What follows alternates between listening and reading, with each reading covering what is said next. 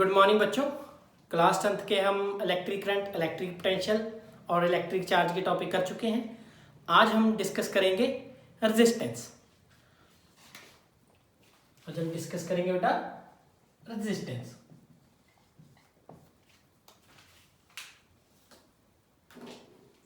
तो बेटा every conductor, जो हर कंडक्टर है, is made up of atoms. तो हर कंडक्टर मेड अप किसका होता है? एटम्स का। तो जो एटम्स होते हैं बेटा, दे आर नॉट स्टेशनरी, मतलब वो एक जगह रुके नहीं होते। They always keep vibrating about their position. वो अपनी पोजीशन के अराउंड वाइब्रेट करते रहते हैं। तो अगर वो वाइब्रेट करते हैं तो एक दूसरे से क्या करेंगे? कोलाइड, मतलब एक दूसरे से टकराएंगे बेटा। तो जब हम यहां पे बैटरी लगाएंगे बेटा, तो ये बैटरी हमें क्या प्रोवाइड करेगी? Potential difference. तो अगर ये बैटरी पोटेंशियल डिफरेंस अप्लाई करेगी तो क्या फ्लो करेंगे? इलेक्ट्रॉन्स, मींस जो इसमें फ्री इलेक्ट्रॉन होंगे वो फ्लो करना शुरू कर देंगे। पर बेटा जब फ्री इलेक्ट्रॉन फ्लो करेंगे इसमें से, तो यहां पर एटम एक दूसरे से क्या हो रहे हैं? टकरा रहे हैं। They are colliding with each other. तो अगर वो एक दूसरे से टकरा रहे हैं तो हो सकता है कोई इलेक्ट्रॉन, कई इलेक्ट्रॉन्स इनके कारण क्या हो जाएं? Stop electrons, means these collisions stops electron. और बेटा जब फ्री इलेक्ट्रॉन को ये स्टॉप करेगा, means some electrons are passed and some electrons are stopped due to this collision। Means कुछ इलेक्ट्रॉन बेटा पास हो गए, कुछ रुक गए। और इन इलेक्ट्रॉन्स के रुकने के कारण बेटा जो करंट की वैल्यू है वो क्या होता है बेटा? Charge per unit time. तो हमारा चार्ज डिक्रीज हो रहा है, मींस फ्री इलेक्ट्रॉन डिक्रीज हो रहे हैं तो चार्ज डिक्रीज हो रहा है। तो करंट क्या कर जाएगा? डिक्रीज। करंट क्या कर जाएगा? डिक्रीज। मींस करंट के रास्ते में कोई रुकावट आ गई बेटा, हिंड्रेंस आ गई। हिंड्रेंस मींस बेटा रुकावट आ गई, तो करंट हमारा हो गया decrease. And this hindrance to the current, this hindrance रुकावट टू द करंट, जहां oppose to the flow of current, oppose to the flow of current is called resistivity, is called resistance. This opposed to the flow of current is called resistance. तो बेटा cause क्या है resistance का? It is due to the collisions between the atoms। और इसकी definition क्या है? It is the oppose to the flow of current.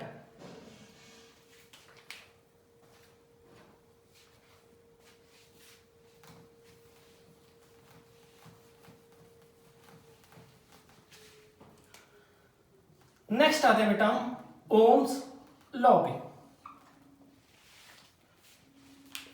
तो ओम ने एक एक्सपेरिमेंट किया, उसने एक सर्किट बनाया, उसने एक कंडक्टर लिया, जहां आप कह लो एक रेजिस्टेंस ली, उसमें एक लगाया अमीटर और एक लगाया वोल्ट मीटर। तो अमीटर किसकी रीडिंग देता है? करंट की। वोल्ट मीटर पोटेंशियल डिफरेंस की। तो एक्सपेरिमेंट में उसने क्या किया कि मान लो पहले लगाई उसने 2 वोल्ट की बैटरी, 2 वोल्ट की बैटरी। तो उसने करंट की रीडिंग नोट की, तो सपोज कर लो 1 एम्पियर आ रही है। उसके बाद उसने इस पोटेंशियल को किया वेरी, मतलब किया चेंज। तो मान लो अब लगा रहा है वो 4 वोल्ट की, तो उसने फिर से करंट की रीडिंग की नोट, अमीटर पर करंट की रीडिंग की नोट। ऐसे ही उसने पोटेंशियल डिफरेंस को इंक्रीज किया। उसने क्या नोट किया कि जैसे जैसे हम पोटेंशियल डिफरेंस को कर रहे हैं इंक्रीज, वैसे ही बेटा क्या इंक्रीज हो रहा है? Current across the circuit. और ये दोनों लीनियरली हो रहे हैं, मतलब अगर 2 वोल्ट बढ़ा रहे हो तो करंट भी 1 एम्पियर बढ़ रहा है। Means potential difference as we increase, potential difference across circuit, there is increase in the current across the circuit. Means जैसे जैसे बेटा हम पोटेंशियल को इंक्रीज करेंगे वैसे वैसे करंट आपका सर्किट के क्रॉस इंक्रीज होगा। Means potential V is directly proportional to current I and this is termed as Ohm's law और इसको हम क्या कहते हैं? Ohm's law।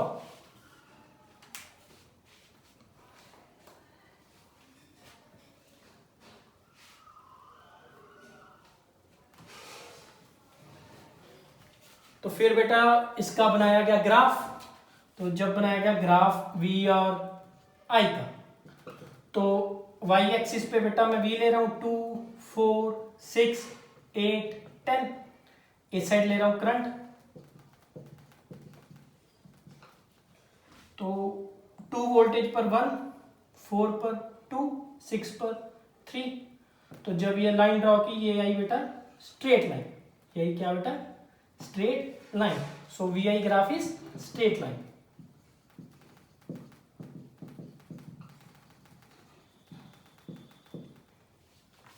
और V is directly proportional to I। अब आते हैं बेटा इसके नेक्स्ट कॉन्सेप्ट पर कि V is directly proportional to I, तो प्रोपोर्शनैलिटी रिमूव करनी थी। जब बेटा प्रोपोर्शनैलिटी को रिमूव किया तो यहाँ पे कांस्टेंट आया R, यहाँ पे कांस्टेंट आया R, जो कि हम अभी लास्ट टॉपिक में पढ़ चुके हैं, जिसका नाम क्या है? रेजिस्टेंस। ठीक है बेटा। तो V is equal to I R और R का फॉर्मूला क्या आया? V by I। तो V की यूनिट बेटा वोल्टेज, करंट की यूनिट एम्पियर, तो इसकी यूनिट क्या है? वोल्टेज पर एम्पियर। पर एक्सपेरिमेंट किसने किया था? ओम ने। तो बेटा रेजिस्टेंस की यूनिट का नाम रखा ओम। और इसको डोनेट करते हैं उल्टी हैट से और उसको कर दो एक्सटेंड। उल्टी हैट बनाओ और उसको कर दो extend. This is the sign of ohm. और रेजिस्टेंस थी क्या बेटा? It is the oppose to the flow of current.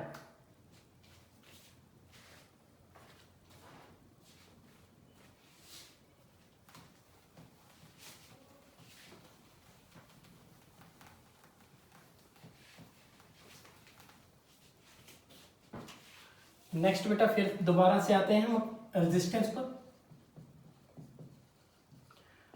अब बेटा हम स्टडी करेंगे कि रेजिस्टेंस वेरी कैसे कैसे करती है। मीन्स जैसे हम डिफरेंट थिंग्स वेरी करेंगे, लेंथ, इसका एरिया ऑफ क्रॉस सेक्शन, जहाँ फिर बेटा टेम्परेचर, तो रेजिस्टेंस कैसे वेरी करती है। तो सबसे पहला हम क्या वेरी करेंगे बेटा? Length of the conductor. तो अगर बेटा हम सेम मटेरियल लें, एक कंडक्टर की लेंथ कम हो, एक की ज्यादा, L1, L2, L2 is greater then L1। तो अगर बेटा दोनों के क्रॉस हम बैटरी लगा दें, इन दोनों के क्रॉस क्या लगा दें?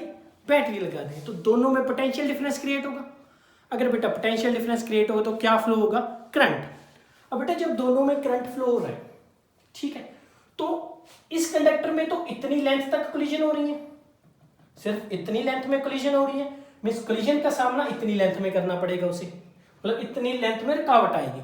और इसमें इतनी लेंथ तक रुकावट आएगी, मीन्स इसमें ज्यादा टाइम के लिए रुकावट आ रही है, इसमें कम टाइम के लिए। तो अगर आप एक और कंडक्टर ले लो उससे भी ज्यादा लेंथ का, तो उसमें रुकावट उससे भी ज्यादा आएगी, क्योंकि पहले तो इसमें इतना ट्रेवल करना था इलेक्ट्रॉन को, अब इतना करना है एटम में से, अब इससे भी ज्यादा करना है। So as we are increasing the length, जैसे जैसे हम क्या इंक्रीज कर रहे हैं बेटा? Length, resistance also increases. तो फर्स्ट पॉइंट है हमारा, resistance is directly proportional to the length of the conductor. Length of the conductor.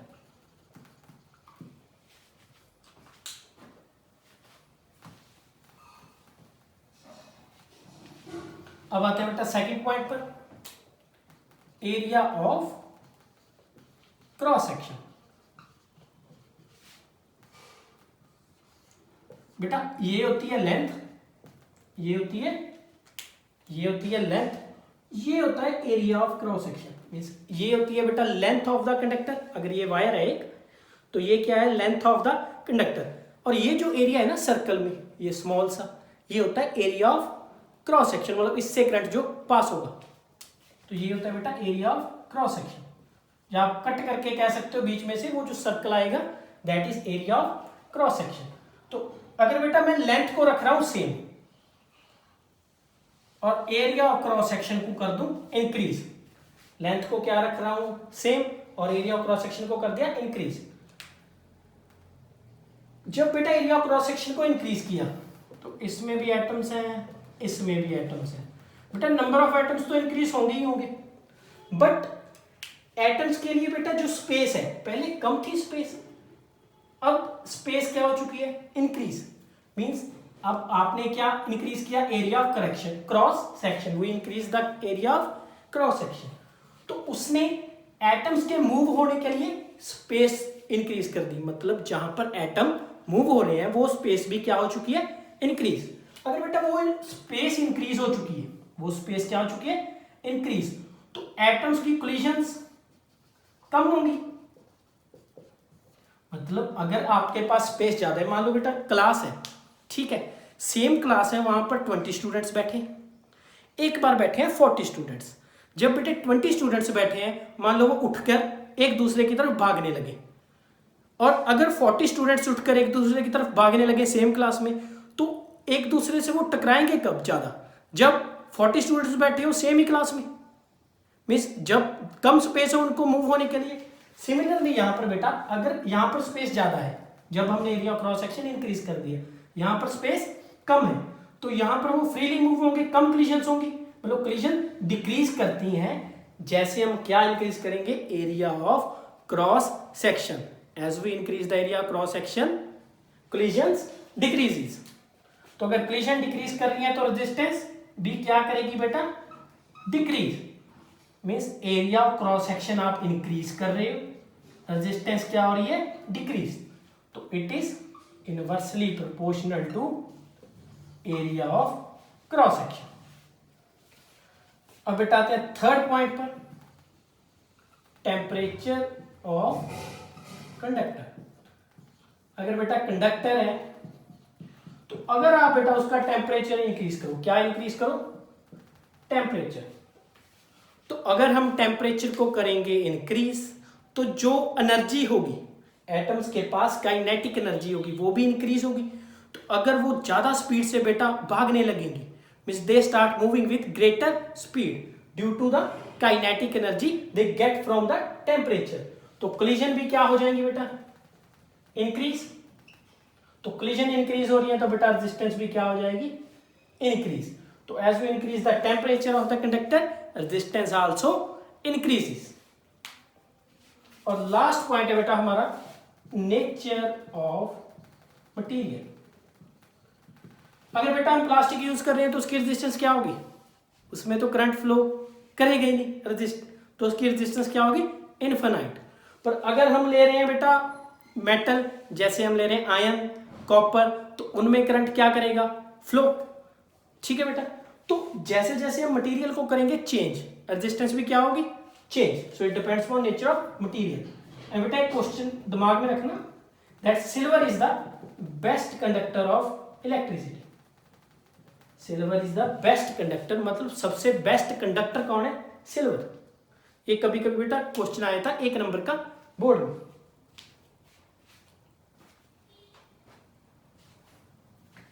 तो बेटा ये मैं रब कर रहा हूं, ये डायग्राम से भी रब कर रहा हूं।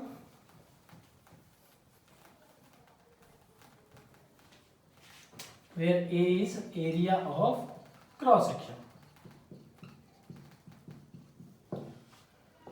बेटा equation 1 equation 2, resistance is directly proportional to length, inversely proportional to area of cross section. अगर इन दो इक्वेशंस को मैं कर दूं कंबाइनिंग 1 एंड 2, तो रेजिस्टेंस बेटा L बाय A। तो प्रोपोर्शनैलिटी करनी होगी रिमूव। जब बेटा प्रोपोर्शनैलिटी रिमूव करते हैं तो यहां पे आता है रो, क्या आता है बेटा रो। इसको हम कहते हैं रेजिस्टिविटी। ठीक है बेटा, तो ये फॉर्मूला हो गया हमारा R is equal to rho L by ए।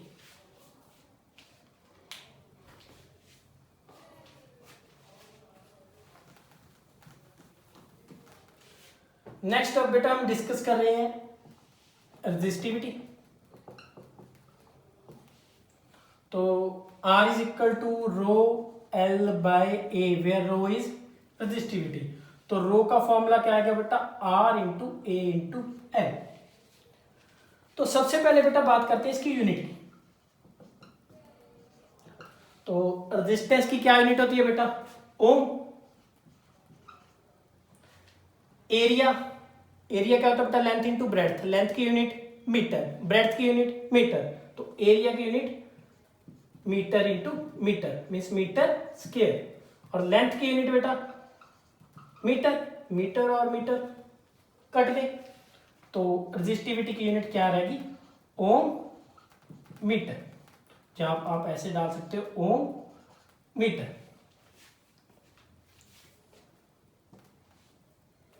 तो ये आ गई बेटा हमारी रेजिस्टिविटी की यूनिट। नेक्स्ट बेटा इसको करते हैं डिफाइन।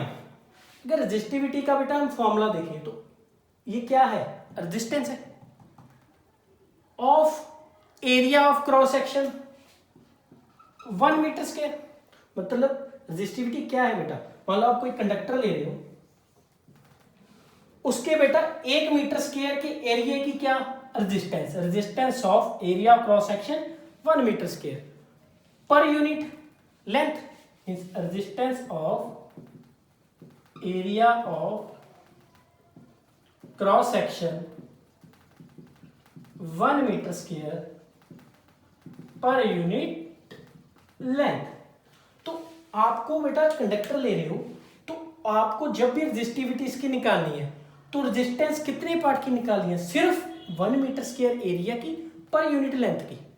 भले बेटा कंडक्टर 10 मीटर का हो, भले कंडक्टर 100 मीटर का, भले 5 मीटर का, भले 2 मीटर का, आपको जब भी रेजिस्टिविटी निकालनी है, मीन्स आप रेजिस्टिविटी निकाली जाएगी जब भी, वो निकालनी होगी बेटा area of cross section 1 metre square की और पर यूनिट लेंथ की। हमें उसकी लेंथ से कोई मतलब नहीं है कि वो कितने की है, हमें सिर्फ इसकी निकालनी है। ठीक है बेटा यहां तक। तो इसी पॉइंट को दिमाग में रखते हुए बेटा, तो अगर मैं बेटा कॉपर ले रहा हूं, एक कंडक्टर ए है, एक कंडक्टर बी है, दोनों हैं कॉपर के, दोनों हैं कॉपर के, और लेंथ L2 है ग्रेटर देन L1, L2 है ग्रेटर देन L1। अगर मैं बात करूं रेजिस्टेंस की, किसकी बात करूं, रेजिस्टेंस की, तो हमें पता है जिसकी लेंथ ज्यादा होगी, resistance is directly proportional to length, उसकी रेजिस्टेंस ज्यादा होगी, means resistance is directly proportional to length. तो resistance of R2 is greater than R1। पर अगर बेटा मैं बात करूं रेजिस्टिविटी की, मींस रो की, ठीक है बेटा, तो जब कंडक्टर ए लोगे ना मींस कॉपर, और ये भी कॉपर, इसमें भी आपको कितने एरिया ऑफ क्रॉस सेक्शन की निकालनी है, 1 मीटर स्क्वायर। मतलब यहाँ पे भी 1 metre square per unit length, और यहाँ पे भी 1 metre square per unit length. तो अगर मटेरियल सेम है और सेम साइज के लिए आप निकाल रहे हो तो आंसर क्या आएगा रेजिस्टेंस का, सेम। तो रेजिस्टिविटी दोनों की क्या होगी बेटा, सेम। तो हम इससे क्या कंक्लूड कर सकते हैं, दैट resistivity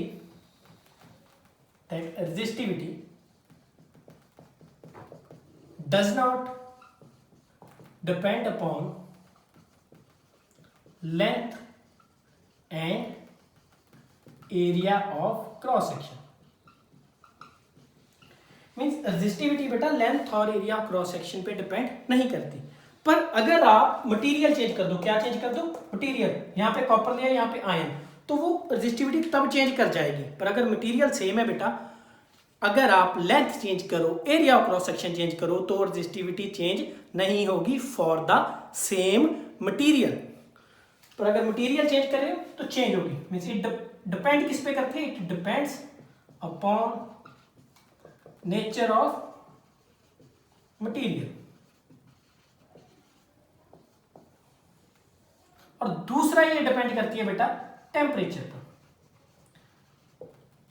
तो अगर बेटा आप टेम्परेचर इंक्रीज कर रहे हो तो काइनेटिक एनर्जी इंक्रीज होगी, मॉलिक्यूल्स की ओर ज्यादा जोर से टकराएंगे और वो काइनेटिक एनर्जी सारे कंडक्टर में इंक्रीज होगी, मींस पर यूनिट भी इंक्रीज होगी। तो किस में चेंज आएगा? रेजिस्टिविटी में। तो it does not depend upon length and area of cross section but it depends upon nature of material and temperature. तो बेटा आज की क्लास में हमने क्या क्या डिस्कस किया? That what is the resistance, that it is the oppose to the flow of the current, और we can say it is the hindrance in the path of the current. और उसकी unit क्या है बेटा? ओम। और Ohm's law क्या कहता है बेटा? as we increase the potential difference across the circuit there will be increase in the current in the circuit। और लास्ट पर हमने बेटा resistance depends upon length, area of cross section, temperature, nature of material, उसका formula drive किया। उसके बाद resistivity की बात की, and resistivity does not depend upon length and area of cross section, and unit of resistivity is ohm metre, and resistivity depends only on nature of material and temperature of the conductor. Thank you students. Next class में हम series of parallel resistance करेंगे।